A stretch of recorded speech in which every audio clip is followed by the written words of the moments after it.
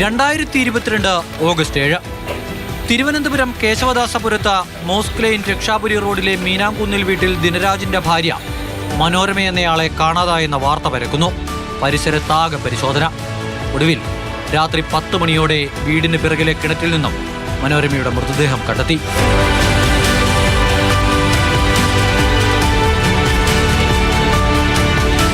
ഉച്ചയൊക്കെയപ്പോൾ അമ്മ വിളിച്ചു പറഞ്ഞാൽ മക്കളെ അവിടുത്തെ ആൻറ്റിയെ കാണാനില്ല, എവിടെ പോയി പിന്നെ എവിടെ പോയി ആൻറ്റി അവിടെ കാണുക, അല്ലെങ്കിൽ അപ്പുറത്തെങ്കിലും പോയി കാണും എന്ന് ഞാൻ പറഞ്ഞു. അങ്ങനെ 5 മണിയായപ്പോൾ ഇവിടെ ആരുമില്ല, ഇവിടെ പോലീസും അവരൊക്കെ പോലീസിനെ അറിയിച്ച് അവരൊരു പയ്യനെ കാണാനില്ല, അവന്മാരെ ആരെയും കാണാനില്ല എന്നൊക്കെ പറഞ്ഞു. അങ്ങനെ ആൾക്കാരൊക്കെ വന്ന് ഇങ്ങനെ നോക്കിക്കൊണ്ടിരിക്കുന്നത്. പിന്നെ ഞാൻ വന്ന് നോക്കി നിറച്ചും പോലീസും ഇതൊക്കെ ആൾക്കാരും എല്ലാം കൂടി അങ്ങനെ ഓരോ നമ്മൾ അപ്പുറത്തെ ഭാഗത്ത് തപ്പിക്കൊണ്ടിരിക്കുന്നത്. ആ ഞെട്ടിലും മാറിയിട്ടില്ല, അത് ആലോചിക്കുമ്പോഴേ.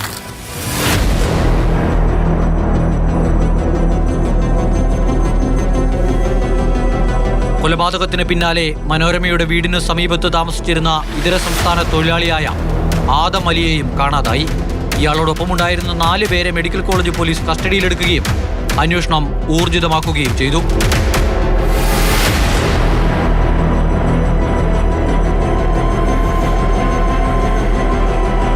മനോരമയെ കൊലപ്പെടുത്തിയ ശേഷം ബീഹാറിലേക്ക് കടക്കാൻ ശ്രമിച്ച പ്രതിയെ ചെന്നൈയിൽ വെച്ചാണ് അന്വേഷണ സംഘം പിടികൂടിയത്. വിക്ടിമിയുടെ 5 to 6 പവൻ ഗോൾഡാണ് മിസ്സിംഗ്. മർഡർ ഫോർ ഗെയിൻ ആയിട്ടാണ് മനസ്സിലാവുന്നത്. എൻട്രി ഈസി ആയിട്ടാണ് ഉള്ളത്, നോട്ട് മച്ച് ഓഫ് പ്രോബ്ലംസ് ഇല്ല. അറിയുന്ന ആൾക്കാരായതുകൊണ്ടാണ് ദർ ഈസ് നോ എൻട്രിയിൽ വീട്ടിലേക്ക് പോകാനുള്ള പ്രശ്നമില്ല.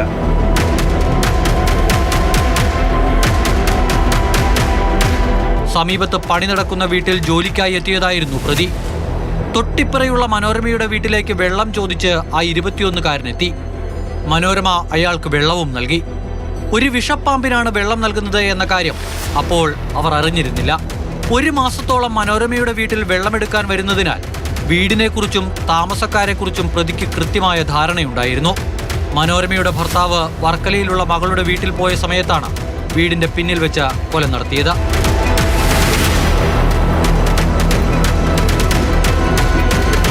മൃതദേഹം വലിച്ചഴിച്ച് തൊട്ടടുത്തുള്ള കിണറ്റിൽ തള്ളി. ശരീരം പൊങ്ങി വരാതിരിക്കാൻ കാലിൽ ഇഷ്ടിക കെട്ടിയിരുന്നു.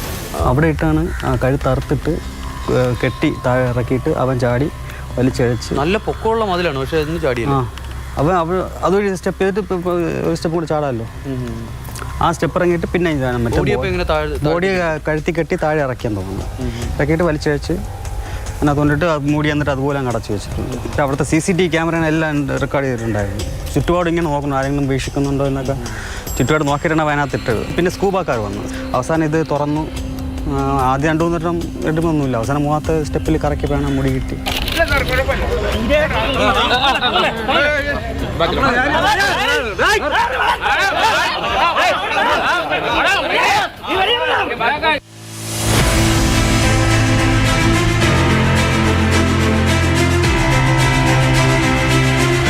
കൊളീജിയേറ്റ് വിദ്യാഭ്യാസ വകുപ്പിൽ സീനിയർ സൂപ്രണ്ടായി വിരമിച്ചവരാണ് മനോരമയും ഭർത്താവ് ദിനരാജും. തിരുവനന്തപുരം വഞ്ചിയൂർ 5ാം അഡീഷണൽ സെഷൻസ് കോടതിയാണ് വിധി പ്രസ്താവിച്ചത്. കോടതി കുറ്റക്കാരനാണെന്ന് കണ്ടെത്തിയതിന് പിന്നാലെ പ്രതി കോടതി മുറിയിൽ നിന്നും ഇറങ്ങിയോടി.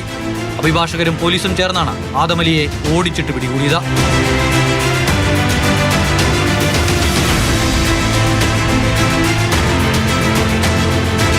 2022 പിടികൂടുമ്പോഴും പ്രതി ഇതുപോലെ രക്ഷപ്പെടാൻ ശ്രമിച്ചിരുന്നു.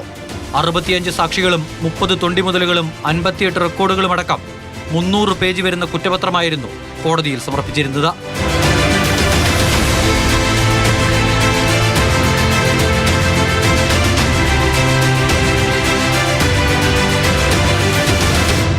മൽത്തേനമ്പറമ്പിൽ, മാതൃഭൂമി ന്യൂസ്, തിരുവനന്തപുരം.